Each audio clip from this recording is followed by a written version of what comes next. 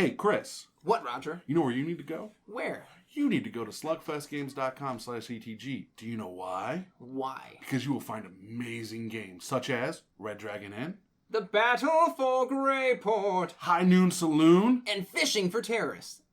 and all the expansions for Red Dragon Inn. Oh my gosh, so many. Single character expansions too, which are a godsend. And the wonderful character trove. The character trove is a game in and of itself. It is. RDI 5. Also, you can find t-shirts. Yep. Flask. Steins. All sorts of amazing things. Swag is what we're going to call it. Yeah, that's the nerd lingo. Swag. So guys, check out slugfestgames.com/ETG for more. Whether you're a guy in a cape or a rogue who's sneaky, join Chris and Roger as we entertain the geeky. Guys, what's going on? What up, Chris? Roger, how are you? Oh, I'm good. I'm wonderful. How are you? I can't complain. Yeah? Yeah, we've been on a roll this evening. Yeah, I feel we have. I'm sorry. I just got a message from one of our show regulars, Cody, confirming that he'll be on the show in a couple of weeks to do our fall movie preview. Yeah, we need a summer movie review from him too. Well, we'll get that from him and Terrence. We'll get that both. You know, we'll talk because the summer was some good movies. There were, and they're gonna have so much to say. Oh yeah, I'm excited. I love having those guys on. They're fun. We got Kristen and Dave coming on next week to talk Game of Thrones. Season review. Finale tonight. Yes, I'm on the edge of my seat because this is going to go one of two ways. So what's funny is tonight isn't when it's coming out. No, it's already come out. Yeah, it's already come out. It's already come out. But whatever. Tonight, look, we record on Sundays and Thursdays, and whenever we have a free moment. But tonight it's happening. I'm on the edge of my seat because this is going to go one or two ways. Either they're going to have the little Lord of the Rings meeting, and they're going to go on the epic quest to stop the White Walkers. Or Cersei's going to backstab everyone, and war will ensue in the streets. Cersei's been in the process of backstabbing everybody for a long time. That's the only two options. There's no way that this is going to end. It's just her backstabbing is going to come to a pinnacle. Are you caught up? No. Okay, then I won't. No. Go ahead. Last episode, I almost cried. Did you? I did. I was like, oh! Well, go on. Because we got a death. Who? One of the dragons. Oh, yeah. No. And he's a White Walker dragon. Yeah, dude. Blue Eyes White Dragon. My heart, like when he got hit, my heart just sank. Like literally, I was like, no, you kill Jon Snow again. Okay? You kill some other fucker. I don't care. You don't kill the dragon. Yeah, the dragons didn't do anything. Yeah, they blew up an army. They left a bunch of kids orphaned. So what? I don't know. I can't explain how the death of a CGI dragon had that impact on me with that episode. Like, it was such a shock. I can. So, I knew the dragon was going to die. Yeah. I had a conversation with Carl, the cosplayer, and she's like, yeah, I was reading spoilers. One of the dragons dies. I'm really not looking forward to it. See, I didn't know. I was left in the dark, and I'm watching that episode going, all right, is it going to be the redhead guy who wants to bone the tall chick? Is he going to die? Who's going to die? Is it going to be the Hound? Who's going to die? And then the dragon dies. I'm like, what the fuck? No. And like, I knew as soon as it hit the ground, I was like, okay, so it was killed by the king. It's going to come back. Okay, yeah. White Walker dragon. Yeah, whatever. Which led to the best meme I have seen ever. The Blue Eyes White Dragon one? No. Which one? It's got a picture of Cersei on top and Daenerys on bottom. And Cersei goes, I thought you had 3 dragons. And Daenerys, like, laughing, goes, I thought you had 3 kids. Oh. Yeah, I'm excited for tonight. I like the fact that we record early so I can go home and watch Game of Thrones. It's nice. It opens up our evenings. A little bit. Drink some whiskey, watch some Game of Thrones. You know, yeah. Sunday nights used to be gaming nights for me. I know. This is a good time. I mean, it's been an EG night for a year and a year while and a half now. Almost. Oh man. Oh, you know what else we're doing in 2 weeks? What? We're unveiling the new one of the new EG games coming out. Ooh. Yeah, taglines. I got to make sure that that's not a game name somewhere else. Yeah, well, I mean, code name taglines. Code name. Development name is called Taglines. Can't call it catchphrases. That's definitely taken. Yeah, no. Catchphrases. Catchphrases is the thing. Catchphrases is actually a lot of fun too. It is. Oh my god! I downloaded this app on my phone that I'm gonna talk to you about real quick. It's a game that, because I'm a movie nerd. Yeah. It is called Fireback. movies. Ooh. And the object of the game is, so like I would name a movie like Jaws. Okay, and it's like 7 degrees of separation at this point.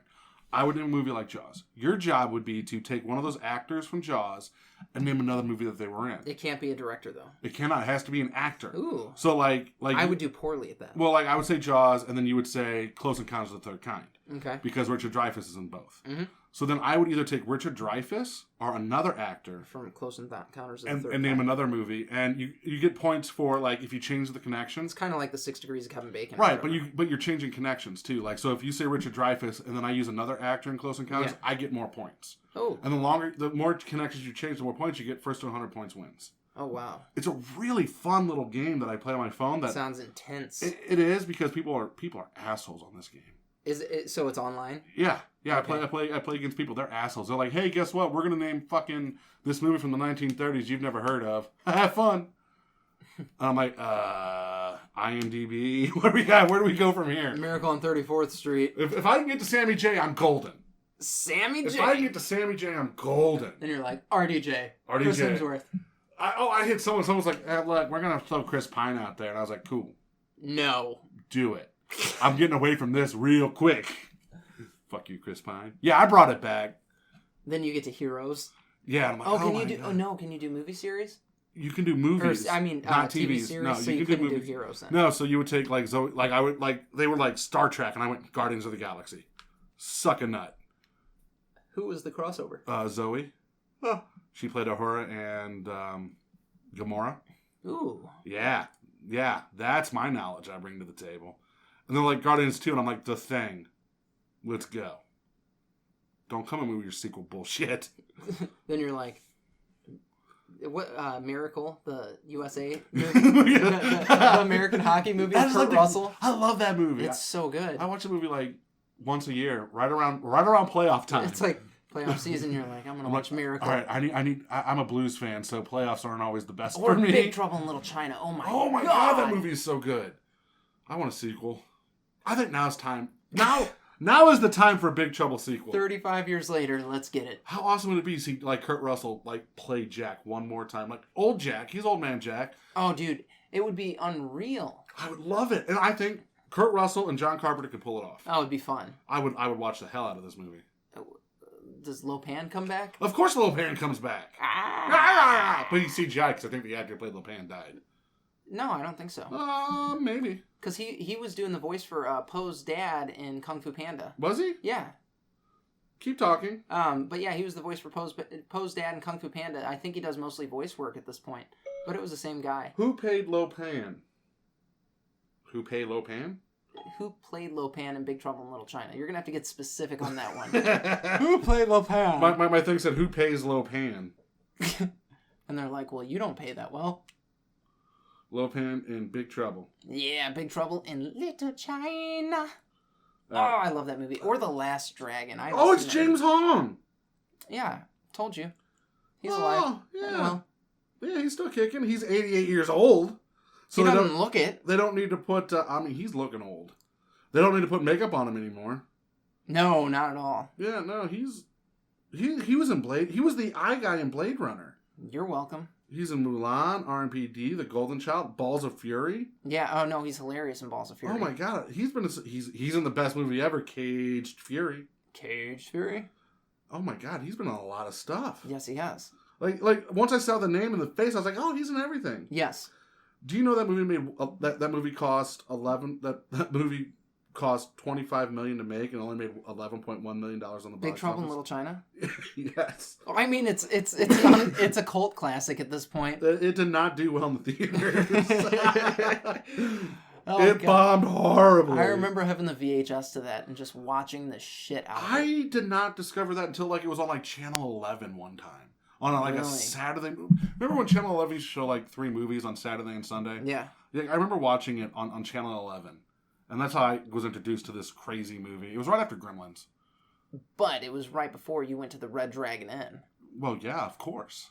For gambling, drinking, fighting. Oh my god. You know, I've been thrown out of the Red Dragon Inn. Do you know why? Did you run out of money? I ran out of gold. Son of a gun. I lost at gambling. I went all in on aces. It just went back. I went all in on aces. Well, you know, they have an expansion called Gambling I'm In. And it is just straight gambling games. They give you special gambling cards. And if you want to replace the rounds in gambling in Red Dragon Inn, you can do that with the Gambling I'm In expansion. Do you know where you can get that at? You can go to slugfestgames.com/ETG to get that. It's an amazing expansion. It's actually a lot of fun. I had bought it shortly after I figured out that it came out. And I was like, this is really good. You know what else you can find at slugfestgame.com/ETG? Well, okay. Well, you can find The Battle for Greyport, High Noon Saloon, and Fishing for Terrorists, along with a bunch of swag. Seriously, guys. slugfestgames.com/ETG. Just check them out. But Big Trouble in Little China is my cut. And I've said it before, and I will stand behind this statement. It is the perfect one-shot role-playing game. Is there a role-playing game for There's it? not. But I'm saying, like, you watch that movie. You could make it? Oh, like, man. you watch that movie, that is the perfect one-shot role-playing session. You know what we need to do? We need to make a version of Merle's Truck Stop As that Big takes Trouble? you through Big Trouble in Little China. I think we'd get sued, but let's do it. No, we could. We can't record that. No, I mean, we could figure out how to skin it, though. Like, we could get in touch with somebody, I'm sure. I'm sure we... Hey, John, what are you doing with this license besides making comics? Right? Let us throw it... We're going to make another role-playing game for $1. I mean... Honestly, if we got the branding, I'd say it's $3. Well, yeah, because we got to pay licensing fees. Exactly, but have it be $3. We could make it a 2-page role playing game. Yeah, well, one for heroes, one for villains, because maybe you want to fight on low pan side. Oh my gosh, you could be the big fat guy that gets fatter and we got to get magic incorporated in somehow, because magic's not part of the system for Marls. No, it's not. But magic is it's so weird in Big Trouble in Little China. Yeah, because he's got Deep Throat from the X-Files, and going, what do you mean, Jack Button's a hero? Yeah, I love that. God, that movie's so good. Why didn't that movie make so much more money? Because people didn't understand. People are stupid in the 80s. No, it was now it would be the equivalent of like a Shaolin soccer. To be fair, hold on. The 80s weren't really known. Like, look at the classic movies that came out of the 80s that bombed at the box office. Blade Runner. Yeah, and now Blade Runner's got a remake. Huge actors. Sequel, not remake. Oh, yeah, sequel. You're right. Shut your face. I'm not... You know what? The more I see about this Blade Runner sequel, the more I'm kind of nervous about it. Because Blade Runner, to me, was always that personal level of what it means to be man. And, like, the last preview showed, like, this guy apparently is trying to make an army of replicants to take over the Earth. I don't know how I feel about this. It'll be good. I hope so. I hope maybe they're just doing the here's the action scenes of the movie to get you pumped up, and we get a deep, thoughtful science fiction movie. I think it is going to be a thoughtful movie. I hope so. God, I hope so. It looks good. And, like, the first preview that came out for it looked really good. I was so geeked. It looked so good, but now the more previews I see, the more action I see, the more I'm like, But the action previews are what sell movies now. Yeah, and they know that. But here's the thing: the people that are going to see this movie, the old people that are going to see the movie are going to see it because it's a sequel to Blade Runner. Yeah. So they want to see a more thought-provoking science fiction movie. The young people that are going to see this movie are going to go because Ryan Gosling's in it. And Jared Leto. So, you don't need... And Han Solo. Yeah. They're going to be like, well, he's not Han Solo anymore. No, he shish kebabbed himself. I'm still on that bandwagon. I know you are. Kylo Ren did not activate that lightsaber. It's another way he can become good again. Well, Harrison Ford wanted the character killed a long time ago. He wanted to die in Return of the Jedi. Yeah. So he was like, kill me. Don't bring me back. It makes sense. Yeah. That was the only reason he came back to Force Awakens. Stupid. Let me kill myself in it. Let me just seppuku myself. Well, no, there was that surprised look on Kylo Ren's face when it happened. Yeah. And everyone was like, oh, that's him surprised that he did it. I'm like, that's because he didn't do it. He wasn't surprised that he did it. Yeah, Han Solo did it. Han Solo's like, this is the only way I can save my son. This is the only way I can keep my promise to Leia. Is to sacrifice myself. Well, I mean, because he's not... To become, like, fully encompassed in the dark side, you have to let go of all the things that hold you back, which are family, friends. Mm-hmm. And if your family doesn't give you the opportunity to do that, oh, man. Speaking of the horrors of Star Wars, the original ending for Revenge of the Sith came out. Here was the original ending. Like, we still have the lightsaber fight, all that shit. Yeah. But before that, when Padme shows up, she doesn't show up like, oh my God, you're hurting me, Anakin. She shows up to kill him. Ooh. Like, she comes, like the original, if you look at the... well, that makes sense with the, you turned her against me line. Yeah, so she shows up, and he lets him hug her, and she's holding a knife. And she holds it to his throat. and he's letting him. Anakin is letting Padme do this. Hold the knife to the throat, and Padme can't kill him because she still loves him. Of course. So she just breaks down, and then like while she's holding the knife to the throat, crying that she loves him, he kills her. No. Obi-Wan comes walking down. Dialogue ensues. He kills Padme. Big lightsaber. Obi-Wan does? No. Oh, Anakin kills Padme because that you turned her against me. Like he thinks that she couldn't do it, so she brought backup. And Obi-Wan was just seeing if Padme could do it. Walks down. He, in a force of rage, kills Padme. Fight ensues. That ending, that little bit right there would have made Revenge of the Sith so much better. You know what though?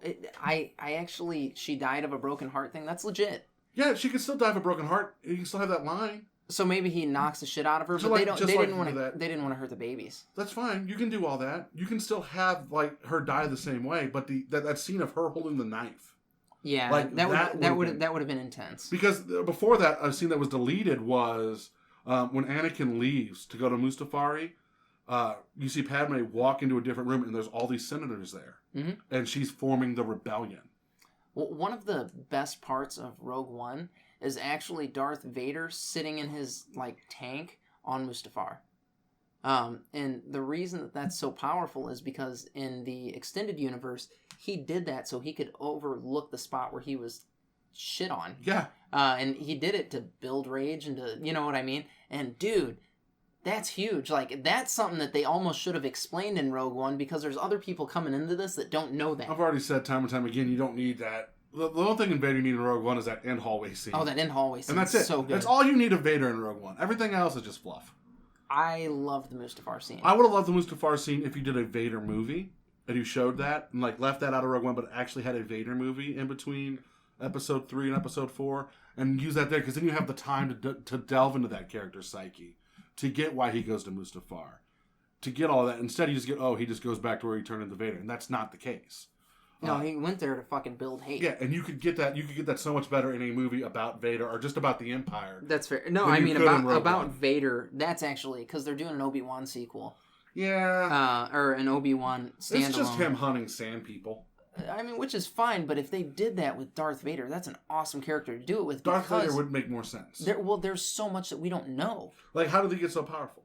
Like how was he training in between 3 and 4? So there's a Darth Vader book, and they talk about when he first gets put into the suit and all that, and it's uncomfortable, it's awkward, he's clunky, and like that's all a big deal. He's like, I've got these catheters and stuff, and it sucks.